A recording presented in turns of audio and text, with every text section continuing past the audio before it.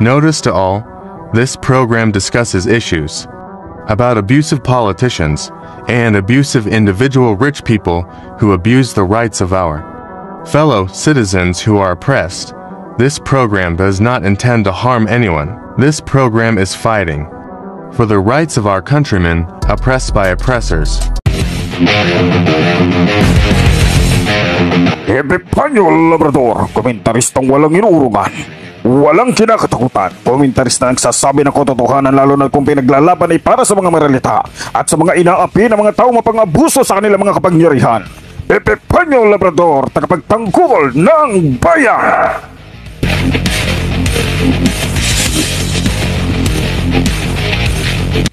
Sundan at pakinggan ang kanyang pakikipaglaban para sa karapatan ng ating mga kababayan. Epipanyo Labrador!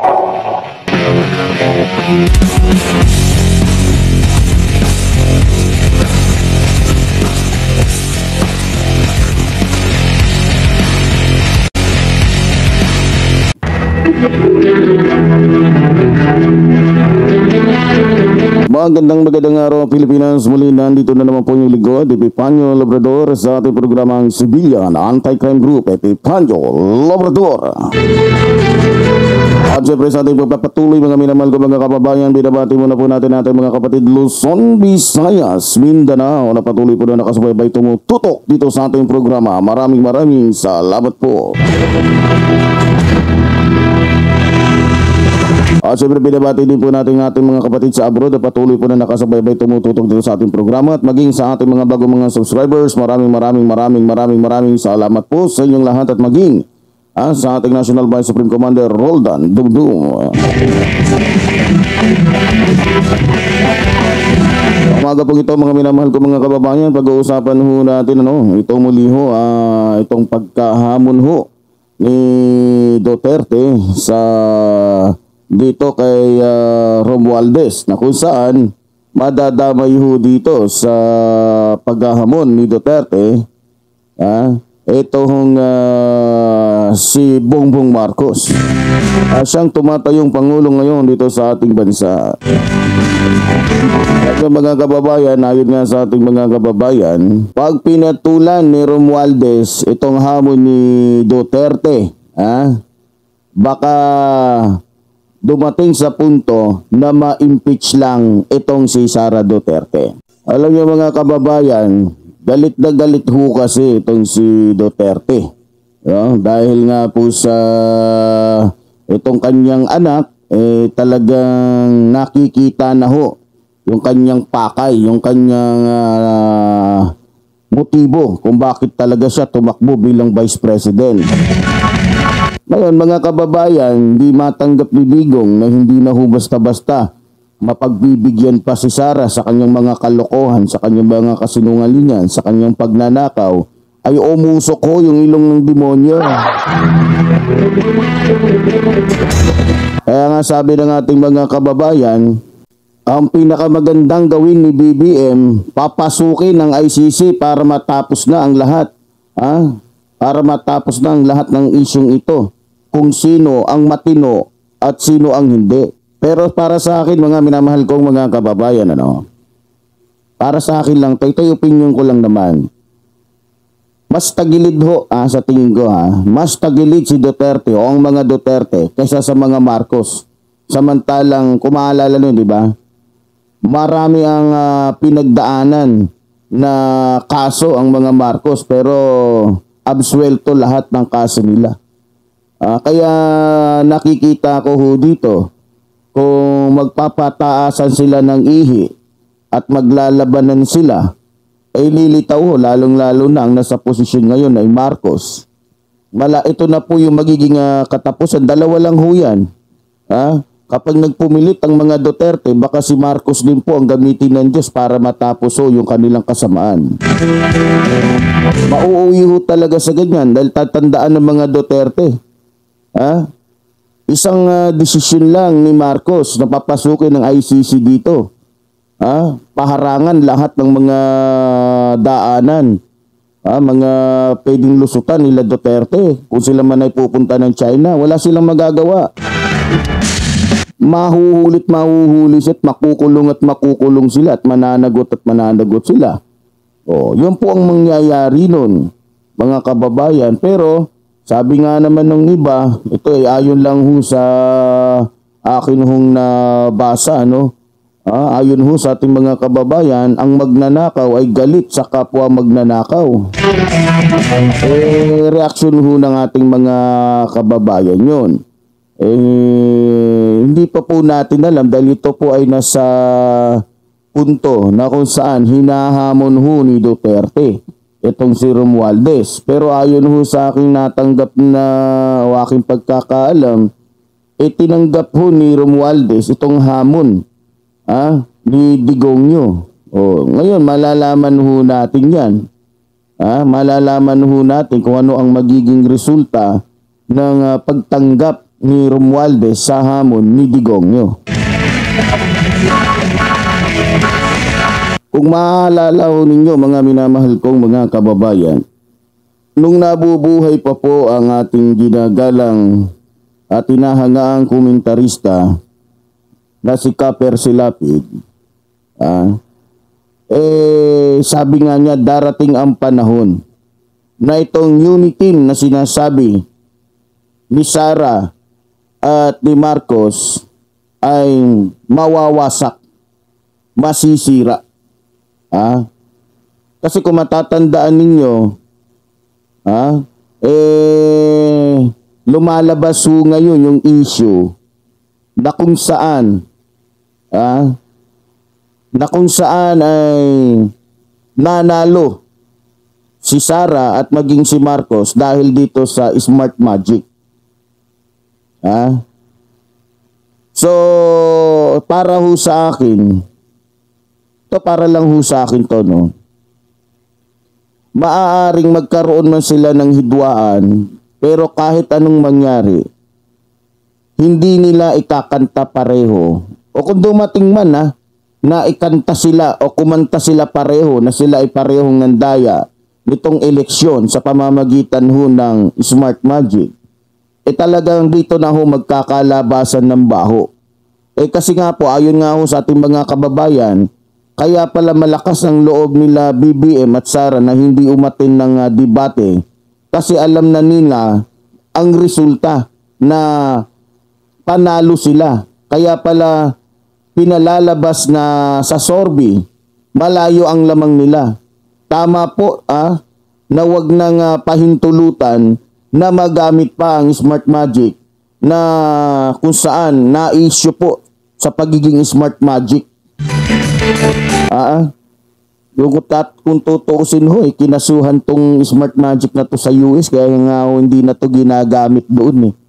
Yung mga Pilipino, katulad ng mga natin dyan, mga mandarambong, mga mandaraya para lang maging Pangulo, Vice President. Pero dito opinion ko lang ho to, hindi ko pa po to idinidiin si Marcos o maging si Sara sa kanilang pero dahil ho tulad doon ang sinasabi ng Bible, 1, 2, 3 ang sasaksi sa krimen na ginawa ng isang tao, ay dapat mo nang paniwalaan yan. Hindi lang po 1,000 halos milyon ho ng mga tao dito sa ating bansa ang nakakaalam sa pangyayaring ito. Pero ganun pa man sa nangyayari hong ito sa paghahamon ni Duterte, makikita ho natin. Mas maganda nga ho papasukin yung ICC tapos parehong magpaimbestiga itong si Marcos at si Duterte nang malaman para walang taga-ibang bansa yung diba? Naniniwala naman tayo sa International Criminal Court na wala silang sinisino dahil kung titignan nyo yung kanilang batas doon, mahirap ka man, mayaman ka, pag ikay napatunayan na nagkasala, makukulong ka. Hindi ko gaya ng justice system natin dito na pag mayaman ka, exempted ka. At mahirap ka, sapul ka, talagang tatamaan ka ng kaso at talagang makukulong ka. Yan po yung sistema na meron tayo dito sa ating bansa. Maganda nga ho kung totoo man na pumayag si Romualdez doon ho sa hamon ni Duterte. Maganda ho yun. Yun ay tanda ng pagpapatunay lamang na wala silang tinatago.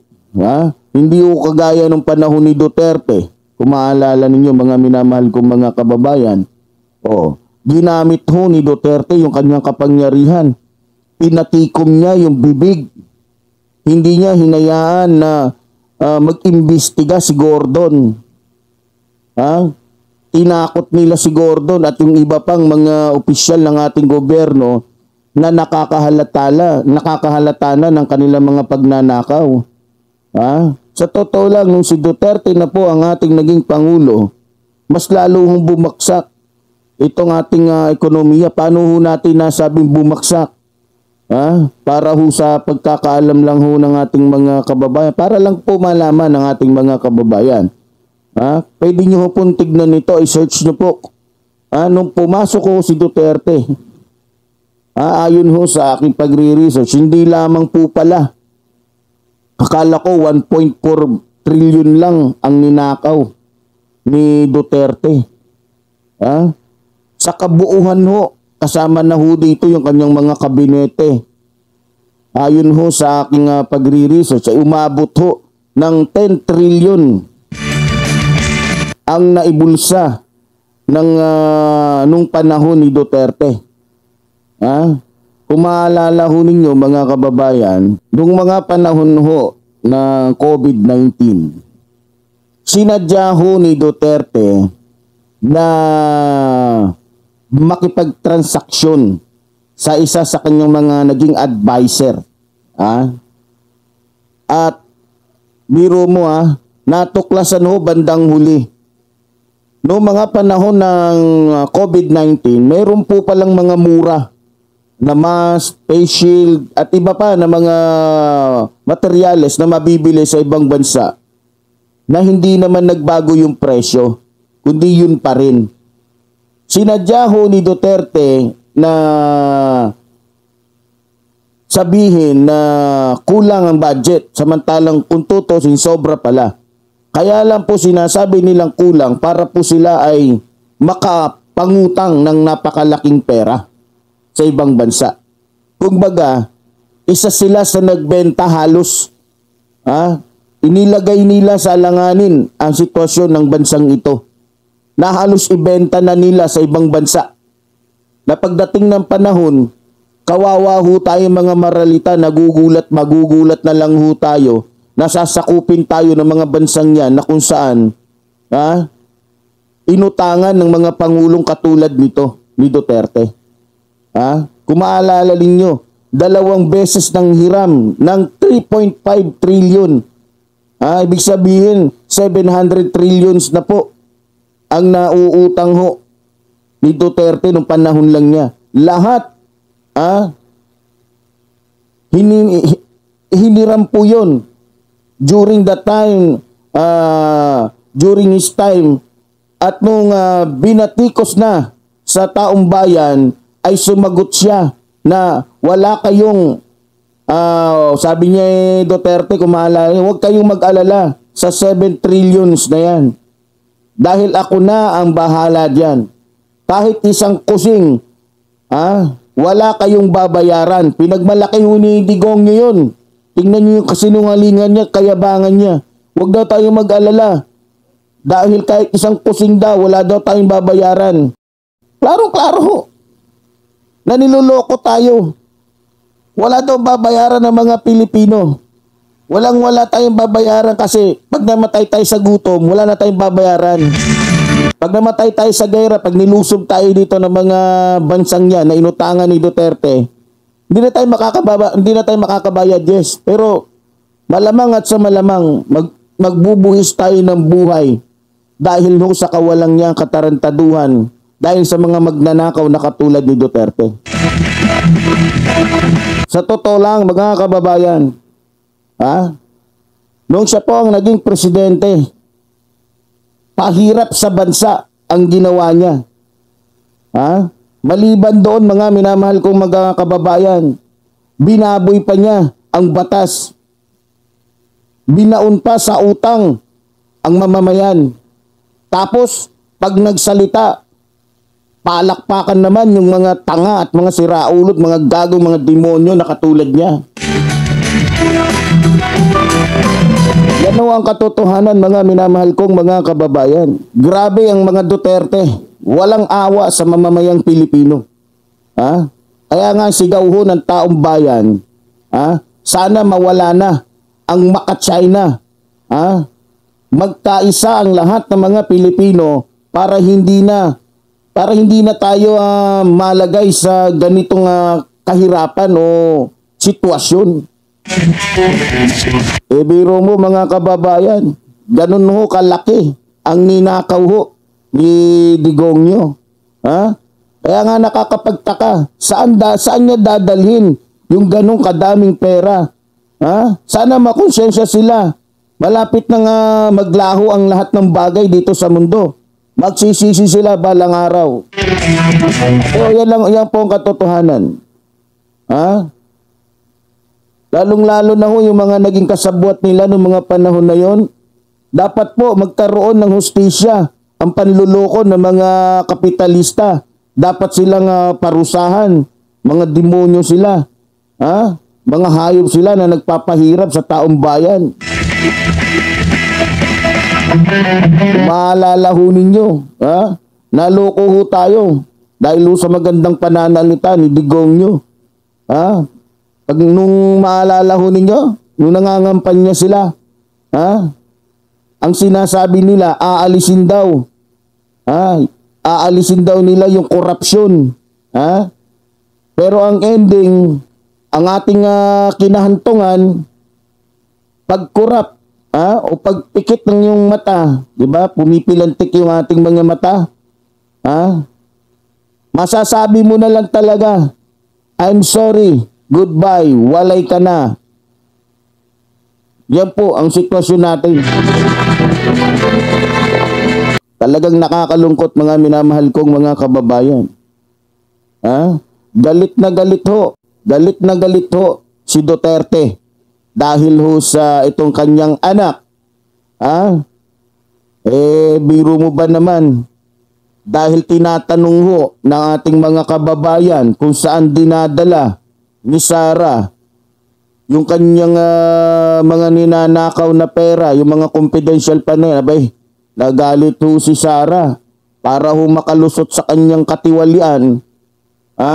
Gumawa po siya ng isang speech o isang salita, nalilinlangin pa niya yung mga kababayan natin.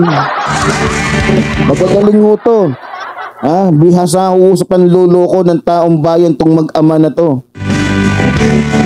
Magpapaligsahan ho yung mag-amang ito sa pagnanakaw sa pera ng taong bayan.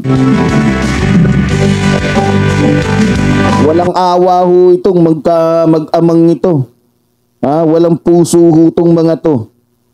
Sana ho, pero salamat sa araw-araw po na may nakakausap po tayo. Napakarami na po mga kababayan natin ang nabubuksan na ho ang kanilang mga puso't kaisipan sa katotohanan na kung saan nabuksan ho ang kanilang mga kaisipan na niloloko lang ho sila ni Duterte.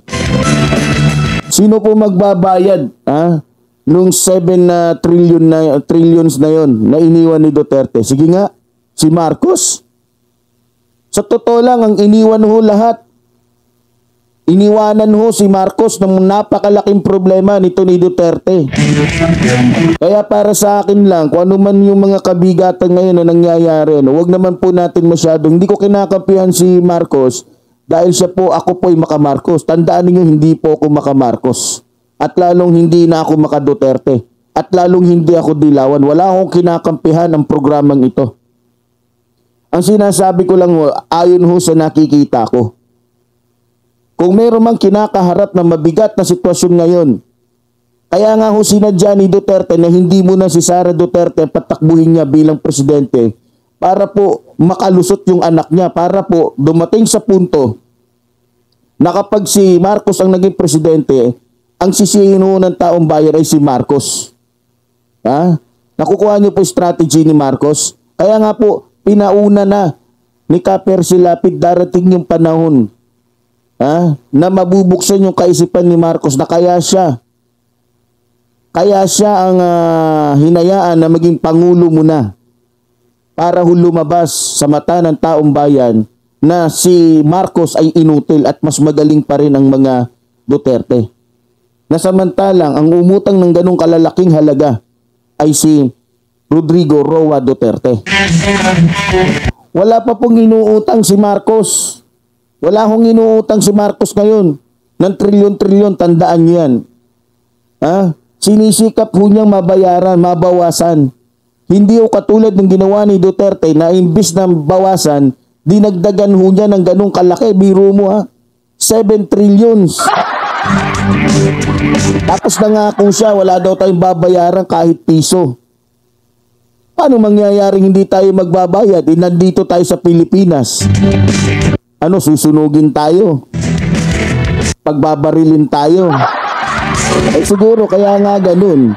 Kaya siya nagbaba ng war on drugs para maubos tayong lahat.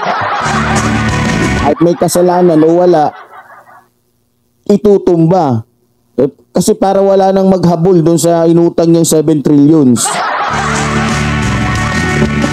Grabe mga kababayan, dyan nyo makikita talaga yung katulonggisan, kahayupan ni Duterte.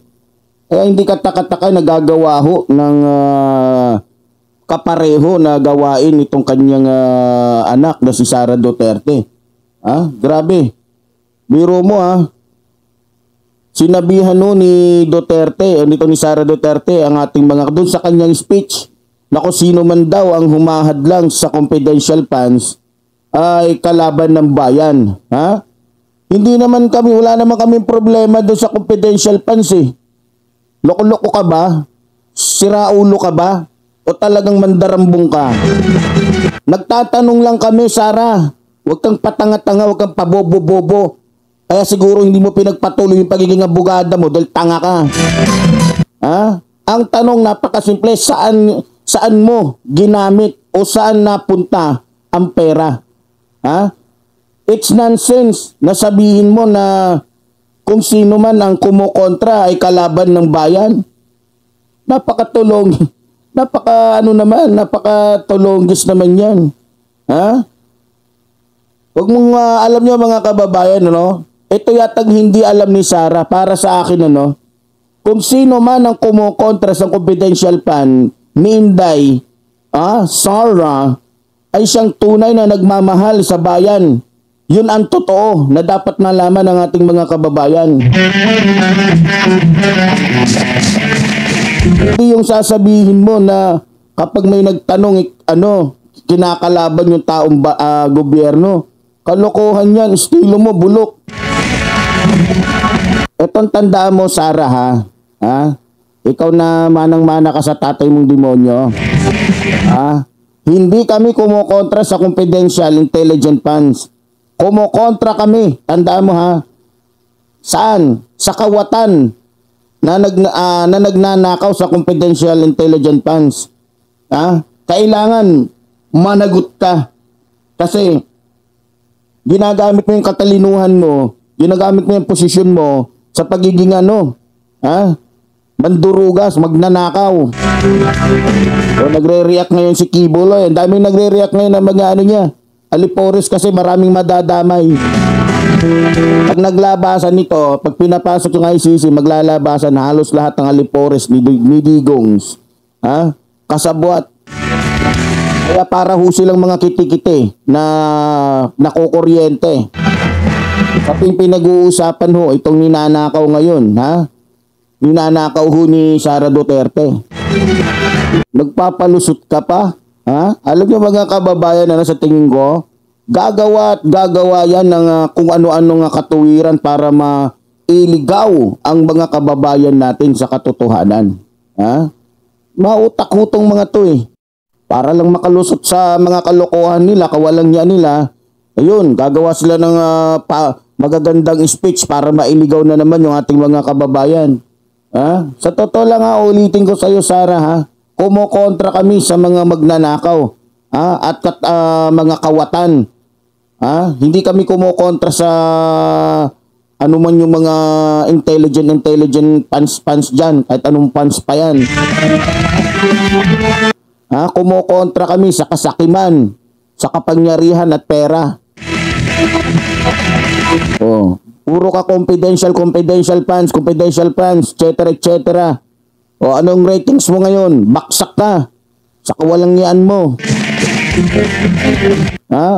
Mga kababayan, kung maalala ninyo hindi naman to pagkampi dito kay sino to? Si Leni Robredo. Tignan niyo yung performance ni Leni Robredo. Wala siyang kahit anong confidential funds na yan. Hindi niya ginawa yan. Pero tignan niyo yung mga nagawa niya. Pinilit niya. Pinilit niya magawa yung kanyang tungkol kahit ginigipit siya. Biro mo yung 125,000 nga million na yun na dapat kay Sara yan Yung ninakaw ni Sara ngayon, na ginastos lang sa loob ng 11 araw. Dapat nga kay Lenny pa yun Pasok pa yun sa kanya pero hindi yung kinamkam kinuha ni Leni Robredo. Kaya huwag tayo magpabango dito ng isang politiko na mga buhayat, mga magnanakaw, mga hayop, mga traidor sa ating bansa. Totoo lang para malaman din ninyo, ganyan din, yung kanyang kapatid na naging mayor sa Davao, na nagpahuli daw sa traffic enforcer niya. Tapos sabi niya, matapat daw siya sa batas, trapiko, para tularan siya. At walang iba kundi si Paulo Duterte ang nagsabi nun. Magaling daw siya, matalino daw siya. Mapagpanggap talaga. May magaling bang drug lords? Magaling ka, bakit hindi ka pumayag sa simpleng gusto ni Trillanes na hubarin mo? Pakita mo yung tattoo mo sa likod para malaman ng taong bayan ng tattoo mo dyan sa likod ay tattoo ng mga kasapi ng organisasyon ng drug syndicate sa China. Napakasimple, hindi niya magawa kasi nabuking siya. Alalahanin niyo, militar ho si Trillanes. Pagdating ho sa mga bagay-bagay bilang isang militar, mahusay ho yan. Kaya lang ng mga panahon na yon, pinagtulungan ho si Trillanes ng mga asot, mga hayop, mga demonyo, mga hudas, mga walang ya na mga kaalyado ni Duterte na kumikita ng mga panahon na yon sa mga Chinese. Sa totoo lang mga kababayan, sa totoo lang, kung yung trilyon na yan naninakaw ng mga Duterte, ipinagawa nila sa mga eskwela, malamang lahat ng eskwelahan ngayon may aircon na. Malamang yung mga hospital ngayon sagana sa gamot. Pero saan napunta? Sa ilang bulsa na kung saan nakikinabang hanggang ngayon. Hindi na ho si Duterte mayor ngayon. Ang tawag na ho sa kanya ng mga tao doon sa Davao, alam nyo kung ano? Don Duterte. Hindi ka pa magiging Don yan? Ilang trilyon ang ninakaw mo? Nadala mo sa magagandang salita mo yung taong bayan? Nadala mo sa kaartihan mo? Biro mo ba naman? Pag siya daw nakaupo, mawawala yung korupsyon. Pero sa pamamagitan niya, nagkaroon tayo ng 7 trillions na utang sa ibang bansa na kung saan sinadya niya na makipagsabuatan sa kanyang mga aso. Grabe. Duterte pa more. Magpadala pa kayo sa mga kasinungalingan, kahayupan, mga kaartehan ng mag-amang ito. Magugulat na lang kayo isang araw. Lugmok na tayo sa kahirapan.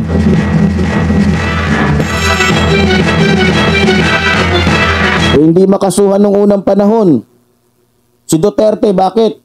Mismong ombudsman takot kay Digong. Bakit? Baka daw ipatumba sila. Diba? Kaya nga ang hamon ng ating mga kababayan, sana ho magkaroon ng hustisya. Isang hamon ho to kay Bongbong Marcos. Grabe yung mga panahon na yon. Biro mo? Yung mga panahon na may ultimo alcohol. Sobrang mahal. Sobrang mahal ng alcohol. Grabe. Minsan wala pa. Dahil, ewan ko kung ano nangyayari ng mga panahon na yun. Kaya mga kababayan, ang isang bagay ho na magagawa, maitutulong ho. Pinakamalaking maitutulong ho ni Marcos sa atin, alam niyo kung ano? Yung payagan niya na makapasok ang ICC dito. Payagan niya na makapasok ang ICC nang sa ganon maimbestigahan ng ICC ang katotohanan. Kaya nga ako sa iyo, Marcos, ibigay na yan sa ICC para wala ka ng problema. Ang dapat mong gawin, talagang ipaimbestiga itong si Duterte para makuha na rin niya si Kibuloy. Yun yung nag-uudyok ng mga kasamaan dito kay Duterte. Yan yung mapagpanggap na Kristo. Hero mo yung Jerusalem daw, nasa Davao na. Grabe mga kababayan. Nagkaroon ho tayo ng pinuno talaga na grabe. Kaya ang magagawa ho at maitutulong ho talaga. Ang maitutulong ho talaga ni Marcos sa ating mga kababayan, yung papasukin niya yung ICC. Nang sa ganun, makulong na ho itong si Duterte habang buhay pa, maranasan din niya na magdusa sa kanyang mga kasalanan. Pati to si Sara, sila Bato, yung mga kasabot nila lahat. Kasi maniwala ka itong sinasabi ni Kaper Silapi nung siya nabubuhay pa.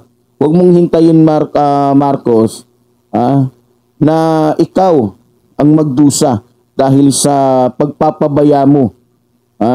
Tandaan mo, hindi magandang kaibigan ng mga Duterte, mga traidor yang mga yan. Mga traidor yan. Ang hirap mga kababayan dahil sa proteksyon, connection at komisyon, nagkakaroon ho ng hindi patas na sistema ng ating batas dito sa ating bansa. Yan po ang dahilan kung bakit hindi ho basta-basta makulong itong si Duterte, pati si Sara, pati si Bantag at yung iba pa. Tingnan nyo si Tebes. Dahil sa proteksyon, sino ba nagpo-proteksyon sa kanya? Di si Duterte. Sa connection niya kay Duterte.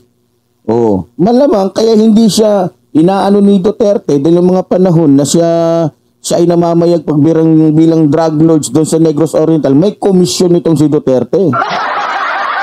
Kundi man si Duterte, si Paulo Duterte. Di ba?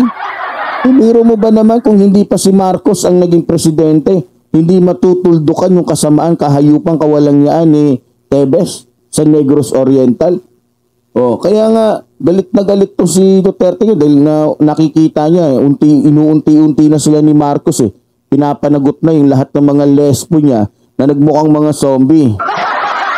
Kaya mga kababayan, maraming salamat po medyo mataas na ho yung ating oras. Sa susunod ay pag-uusapan pa ho natin yung mga bagay-bagay na dapat ho malaman ng ating mga kababayan. Muli po, bago po tayo magtapos, sana ho doon sa mga kababayan natin at sa ating mga tunay na mga subscribers na may suportahan nyo rin po yung ating isang channel doon sa Epipanyo Labrador, The Extreme Commentator. Nang tayo naman po ay sama-sama din doon na magtalakayan sa mga bagay ho na dapat natin pag-usapan. At syempre, para po sa kaalaman ninyo at kayo po'y makatulong sa ating programa, na huwag nyo pong i-skip yung ads. Kasi sa lahat po ng mga subscriber natin na mag-i-skip po ng ads, kukulamin ko po kayo. Joke lang. Wala naman po akong panusok dito. Salamat po talaga, lalong-lalo na po sa mga bago natin mga subscribers. I love you po sa inyong lahat. Maraming salamat po. Ano pa ba? Wala na. Okay, maraming salamat. Muli, sinasabi po ninyong lingkod, mabuhay ang ating inang bayan, mabuhay nagmamahal sa ating inang bayan. Maraming salamat po.